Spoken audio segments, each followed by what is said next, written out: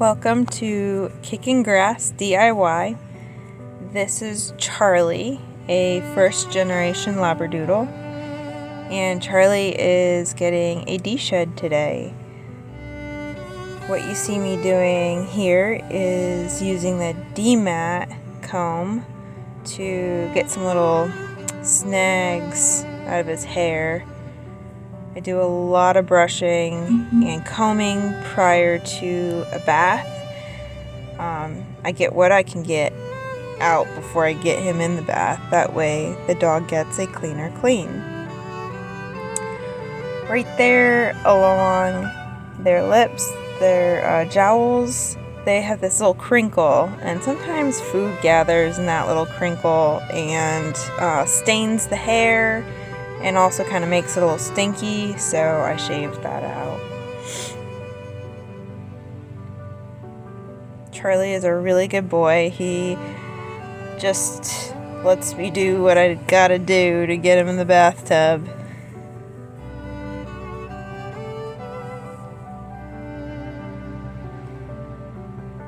Here you'll notice at some point I just go by feel, because first generation doodles, unlike I guess further down the line doodles, they do shed, and they do they still mat, not as much as like a third generation doodle, but they get these like little mats in their hair, and so I just trim up where I can trim up to prevent that from pulling on their skin. Here I'm doing his paw pads, and Charlie was really good for his paw pads.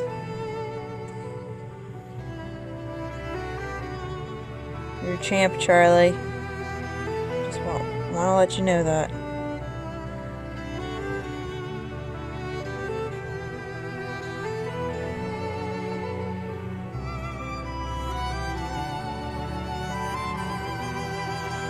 I really try to stay as close as I possibly can to the dog while I'm shaving their paws out, and I always flip their paws up the way it is natural to them.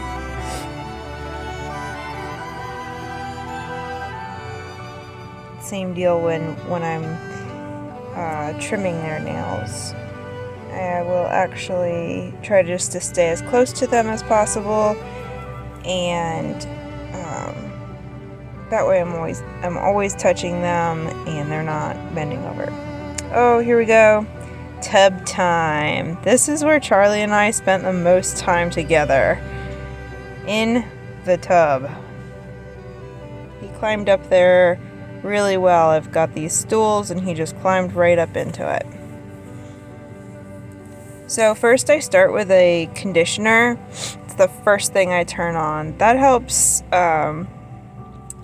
loosen up what hair is still stuck underneath what fur is stuck underneath the hair.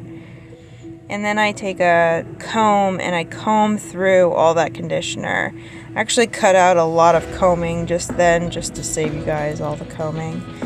But you will see I use a couple of different types of comb. I have one that has tangs that are closely together on one side and then spread apart a little bit on the other side. And you just really want to condition them up and comb all the way through. Every time I'm lifting my hand up above the tub, I'm taking a big swatch of hair off of that comb and putting it up there. So you can do a lot of de-shedding in the tub. A lot. And that way, combing through while there's conditioner in there, it allows the conditioner to reach all the way down to the skin. It helps coat all of the hair and the skin so that the shampoo isn't as harsh. Not that my shampoo is harsh on the skin, but it just helps provide a little barrier. Here I'm actually using the DMAT comb to work on Charlie's ears. A lot of times what happens to dogs who have longer coats is they, right along the base of the ear, it just mats up. And actually here I show you. It's not real great, but you can kind of tell where it's together. It looks kind of fuzzed together, almost, if you know anything about wool, felted. So it's almost felted down there along the edge of the ear. And so you want to be really careful with this tool because it is serrated on one side, and there's actually a bolt at the end. You could see some of those were a little uneven. That bolt is able to adjust so that there's a little bit of give there when you're working. See, I'm using my thumb right there to show you that's where you place your thumb so you don't slice your thumb open. I will actually be offering all these tools that I use, the ones that I find most helpful for dog grooming, in the vending machine. But yep, and then as you comb through with that dematting tool, you just pluck, and I think I might have another spot where I slow down and I show you that plucking motion where you just put it into the hair and pull it up and out. Here you can see the difference. See how much nicer that spreads apart?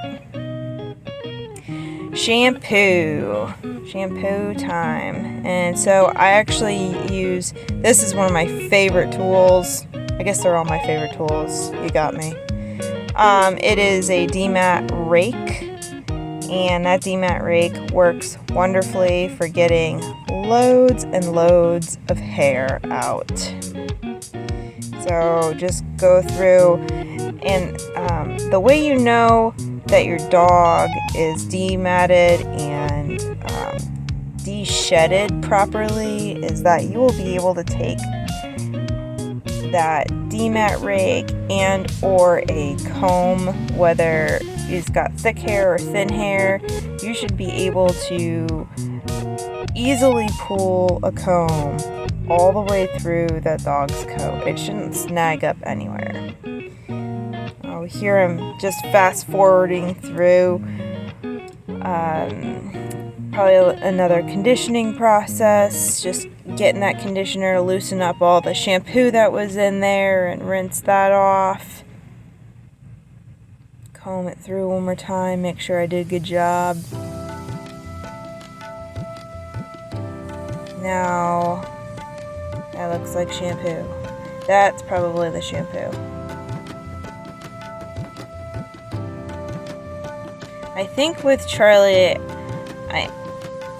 I accidentally shampooed when I thought I was conditioning, and then I wondered why it felt so sudsy, so I had to go back and rinse back through one more time.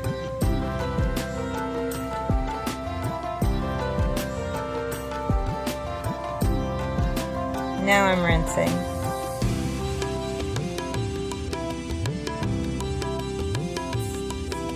Yeah, when you're rinsing,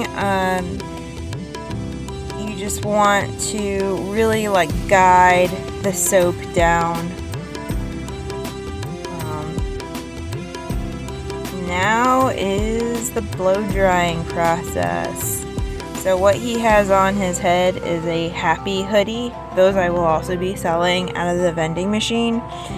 And they work awesome for just keeping a dog calmer while you blow dry. You will notice that I actually have a flat head nozzle on the blow dryer. This is because Charlie's hair is long, and long hair has a tendency to mat when you use this small tiny nozzle. With the flat nozzle, I can get nice and close and really just blow that water off. So the difference between a blow dryer and a high velocity blower is the purpose of a high velocity blower is to knock the water off the dog. And here I'm pointing to my wrist because you will notice my wrist is hardly moving. That's my fingers doing all of the work. So that's good ergonomics right there.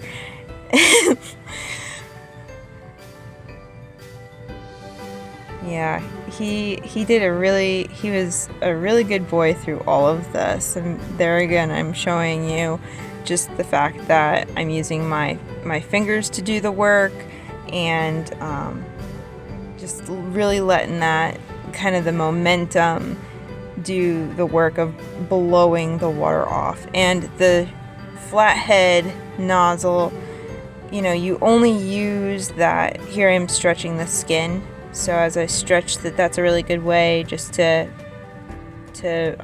make sure that you're really getting in between all the hairs, just to kind of stretch them out a little bit. And I'm fast forwarding it a little bit for you just so that you don't have to be along with me for the entire dry time. Here I'm actually like combing him with the flathead. I'm just, working that water downward. You kind of want to do that in a downward motion so you're just not flinging water back up and onto the dog. See, I did the drying for the entire top of the dog, and now I'm doing it to make sure that I got it off of the top of the dog so I don't just blow all that water back up when I do their underbellies. So that's kind of a key.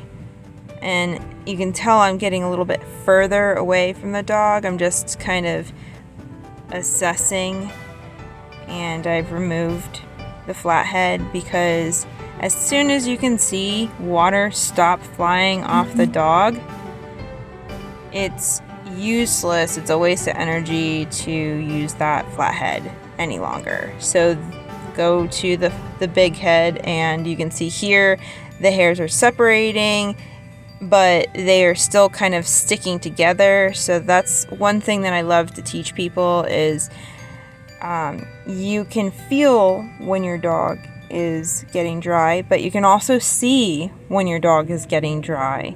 And this is great because you can see as the hairs are parting from one another. Another great way is to use a brush, a slicker brush, as you're blow drying through that hair. You can really help part those hairs and help the dog dry faster. And no dog smells better after being bathed than a dry dog. You take a wet dog home, and chances are, hi Charlie, you are not going to have as good of a smelling dog as you had hoped after it was bathed. So dry that dog.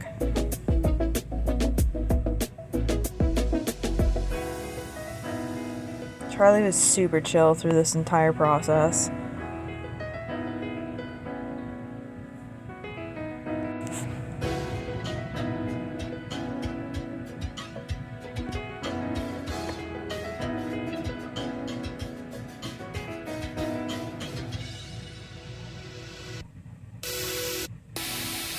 And here we are, speeding up the process a little bit so that you guys don't have to stand with me through the entire blow drying process. Just stretching that skin, pulling here and there, just to stretch out and dry that dog. And here I am wiping all of the hair and everything off of my face. Some esthetician is probably cringing right now. But I thank you so much for watching, and I hope you learned something.